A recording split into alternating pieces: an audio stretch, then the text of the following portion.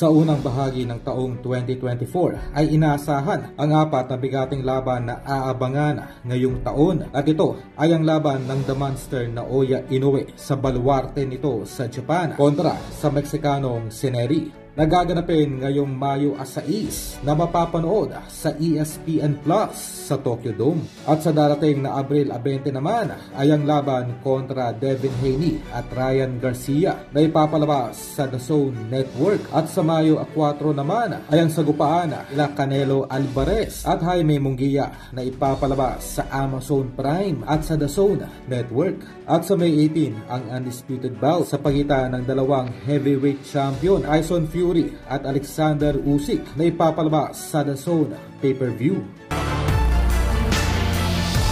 Sa kabilang balita, sumabog na sa galit ang Mexican knockout artist Luis Nery sa kaliwat kanang pamimintang na ginagawa ngayon ng kampo nitong si Inoue, na kung saan ay pinapakalat nitong Japanese manager ni Inoue na itong si Luis Nery raw ay kargado ng ipinagbabawal na kemikal kaya hirap itong makuha ang tamang timbang. At dahil dito ay nag-post agad itong si Nery na kung saan ay gumamit ito ng sauna upang makuha ang tamang timbang. May kasamang pasaring dito kay Inoue na kung sadya raw na takot ang nasabing Hapon na ito ay posibleng matalo sa kanya ay umami na lamang raw ito at huwag nang gumawa pa ng anumang kwento o kasiraan sa kanyang nakaraan. Kung maalala ay may 3 taon na rin nakakalipas nang itong si Luis Nery ay aksidenteng napatunayan mula sa blood sample na kargado ng enhancement drugs at gumagamit ng ipinagbabawal na kemikal.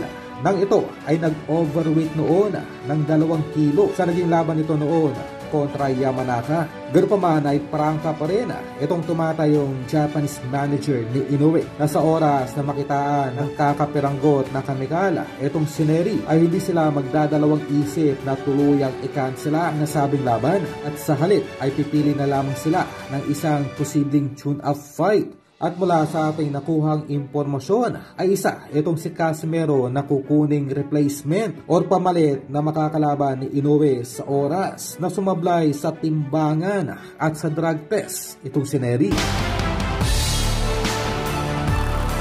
Sa kugnay pa rin na balita ay mistulang napapalaban na ngayon itong si Cuadro Alas sa mismong probinsya nito sa Ormoc sa bago nitong kinakasama na mistulang hindi na pinagpapahinga itong ating pambatong si Cuadro Alas. Oo, di man na, scam na, kaya wak man din yun. Wala gani. Wala dito. Scam na. Tol, may aswang ba dyan sa inyo? Marami.